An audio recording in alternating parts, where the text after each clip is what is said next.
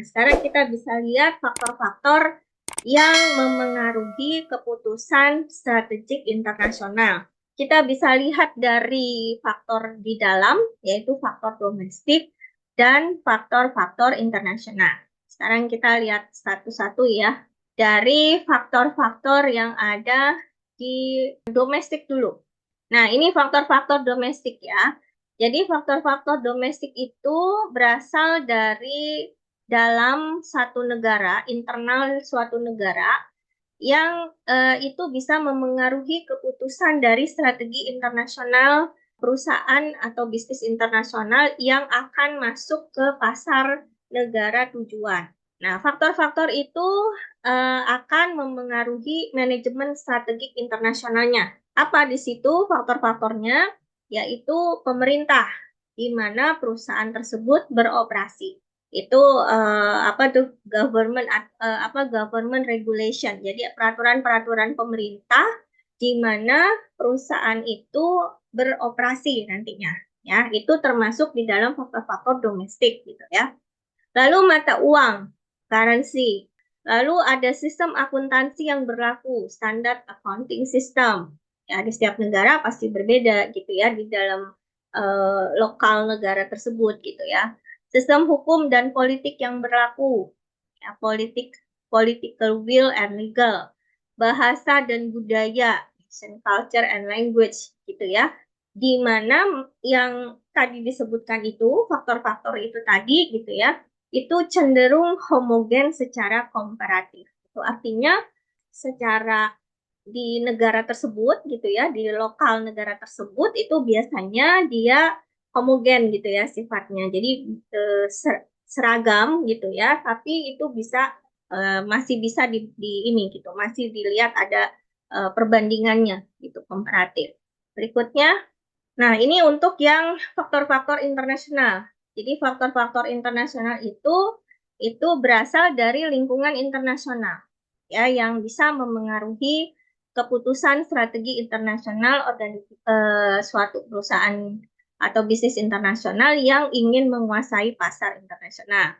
Apa di situ faktor-faktor internasionalnya? Yaitu keterlibatan banyak pemerintah dari berbagai negara atau hubungan dengan pemerintahan dari banyak negara gitu ya. Melibatkan banyak mata uang. Jadi ini karena ininya kerjasamanya nggak cuma satu negara aja gitu ya, tetapi banyak negara. Lalu sama, banyak sistem akuntansi juga yang akan dihadapi gitu ya ketika misalkan dia berhubungan dengan negara A, negara B, negara C ya. Ya, di benua satunya di benua Eropa, satunya di benua Amerika misalkan gitu ya. Melibatkan banyak sistem hukum dan politik dan juga keberagaman budaya dan bahasa dari berbagai negara. Jadi bedanya antara faktor internal sama faktor domestik sama faktor internasional. Kalau faktor domestik ya di dalam negara itu aja gitu ya. Itu yang bisa memengaruhi juga gitu keputusan strategi. Nah, faktor-faktor internasionalnya ya melibatkan banyak negara. Ya, Oke. negara. Mm-mm. Lalu ini yang secara umum. Jadi kalau dilihat faktor-faktor yang bisa memengaruhi keputusan strategik internasional secara umum biasanya dilihat dari bahasa gitu ya. Akan lebih mudah nih masuk ke pasar suatu negara yang bahasa nasionalnya termasuk di dalam bahasa internasional. Contohnya negara mana? Bahasa nasionalnya dia itu termasuk ke dalam bahasa internasional. Bahasa Inggris, Prancis, ya. Itu bahasa Inggris dan Cina. bahasa Prancis itu bahasa internasional. Jadi kayak misalkan di Eropa gitu ya, bahasa internasionalnya itu bahasa Prancis gitu. Amerika ya pasti Inggris, di Inggrisnya sendiri gitu ya. Nah, itu kita akan lebih, maksudnya gini, suatu perusahaan itu dia akan lebih mudah gitu ya memasuki pasar kalau negara itu ya negara di mana dia masuk itu bahasanya juga bahasa internasional gitu. Lalu budaya. Ya, contohnya di sini kayak Indonesia di bulan puasa ya pasti dia akan berbuka bersama keluarga. Nah, sehingga itu ada pengurangan jam kerja selama bulan puasa gitu ya. Contohnya misalkan di Arab. Di Arab itu kalau udah jam 12 siang itu semua toko tutup. Jadi ada pelanggan yang masih belanja-belanja di dalam disuruh keluar atau enggak ya udah di dalam aja nungguin gitu. Kayak gitu ya. Nggak boleh keluar. Kalau belum bayar nggak boleh keluar. Tapi kalau yang udah mau selesai disuruh cepet-cepet keluar gitu ya.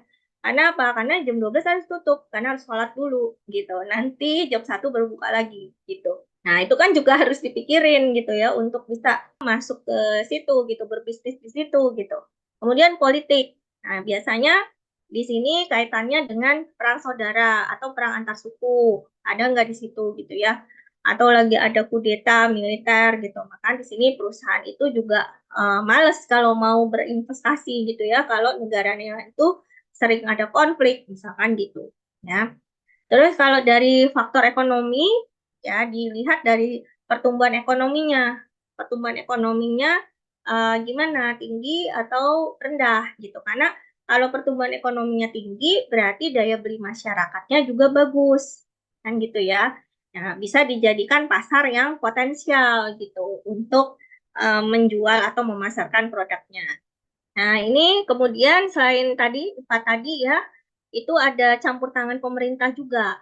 Ya, di sini campur tangan pemerintah itu kaitannya dengan kita udah pernah bahas ya, bagaimana kebijakan perdagangan internasional. Ya, di situ ada proteksi, ada masalah kuota, ya kuota impor gitu. Ya, terus kemudian bagaimana peraturan terhadap investasi, penetapan pajak ya tarif gitu ya, tarif-tarif perdagangan. Nah, itu semua ada keikutan atau maksudnya keterlibatan atau campur tangannya dari pemerintah. Berikutnya buruh. Nah, di sini perusahaan internasional itu dia cenderung akan mengalihkan investasi dan operasionalnya pada negara-negara yang upah buruhnya sangat rendah, udah pasti gitu. Ya, terus juga jaminan keamanan dan lingkungan kerjanya juga baik. Nah, itu udah pasti akan menjadi pilihan tuh negara dengan upah-upah buruhnya rendah, terus juga jaminan keamanannya atau lingkungan kerjanya juga baik gitu ya. Nah, berikutnya hubungan industrial atau perburuhan. Nah, di sini terkait dengan serikat pekerja atau labor union, ya ketentuan-ketentuan tentang pemutusan hubungan kerja dan lain sebagainya gitu. Nah, biasanya nih perusahaan-perusahaan yang memang dia punya pabrik gitu ya di luar negeri. Nah, ini juga harus harus ini harus bisa paham, harus ada orang bagian legal yang mengerti tentang hubungan industrial ini. Nah, kemudian dari sisi keuangan, pembiayaan keuangan, ya contohnya kemudahan untuk memperoleh pinjaman gitu ya untuk pendanaan operasionalnya, tingkat suku bunganya rendah ya dan fasilitas sistem transaksi pembayarannya juga memudahkan gitu ya dan sebagainya. Jadi itu faktor-faktor yang memang bisa memengaruhi keputusan strategik internasional. Lalu strategi manajemen strategi internasional ini juga perlu memperhatikan sumber-sumber keunggulan bersaingnya perusahaan.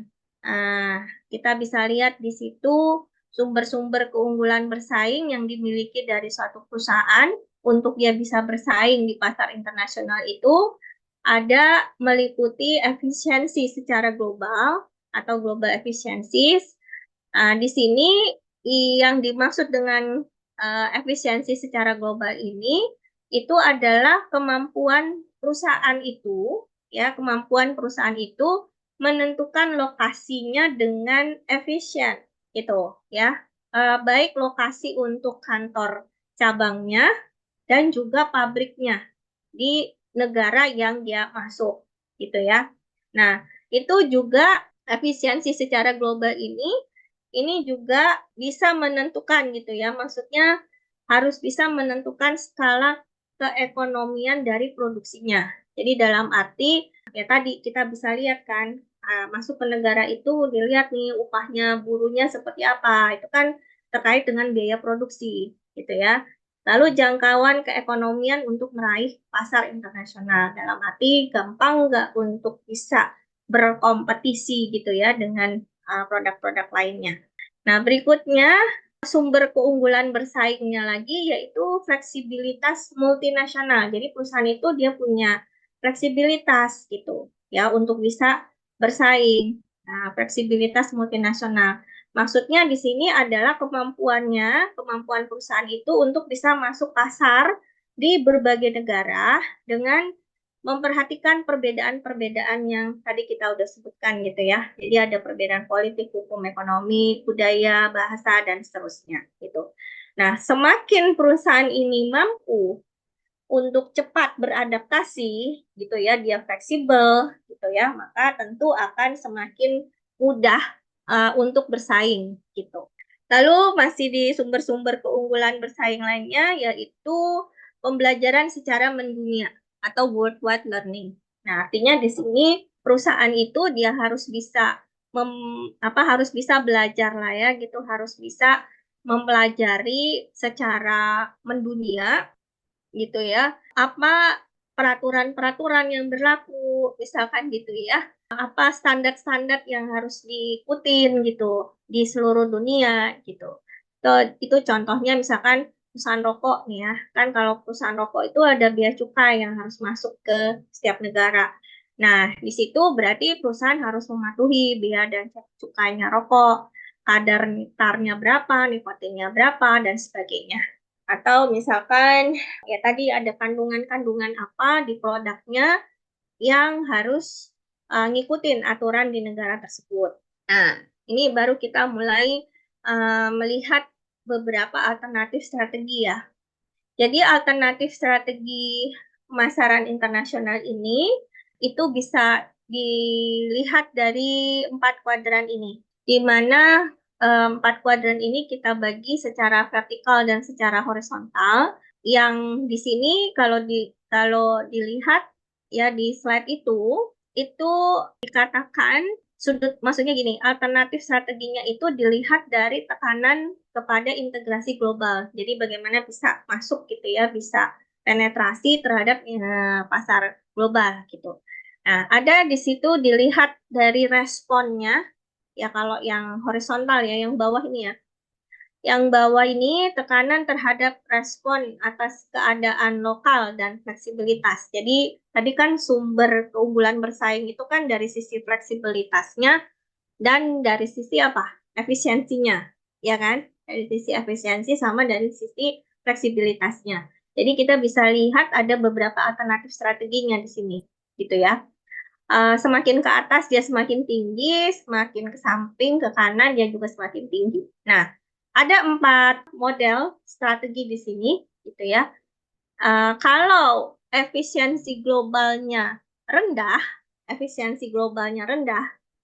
dan respon atau fleksibilitas lokalnya juga rendah, maka strateginya yang bisa dipakai adalah strategi peniruan negara asal.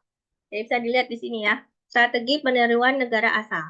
Nah, kalau efisiensi globalnya tinggi, ya efisiensi globalnya tinggi, terus fleksibilitasnya rendah, maka dilakukan strategi global. Nah, di situ think global tapi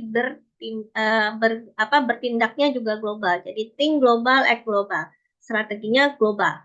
Nah, sebelahnya strategi transnasional ini itu ketika efisiensi globalnya tinggi, fleksibilitasnya juga tinggi, ya. Fleksibilitasnya tinggi, efisiensi globalnya juga tinggi. Maka gunakan strategi transnasional. Jadi think global, act lokal. Jadi bertindak negara seperti negara yang dia masuk gitu. Ya, bertindak secara orang lokalnya di sana, tapi berpikirnya global gitu. Yaitu strategi transnasional. Nah, yang di bawah ini, ya, yang di kuadran yang keempat, di mana efisiensi globalnya rendah, fleksibilitasnya juga rendah. Maka dilakukannya adalah strategi multi domestik. Nah, multi domestik ini sama-sama lokal semuanya. Jadi berpikir lokal, bertindaknya atau actingnya juga ya, berperilakunya juga lokal. Itu ya, ingat-ingat ya, ini ada 4 alternatif strategi terkait integrasi global.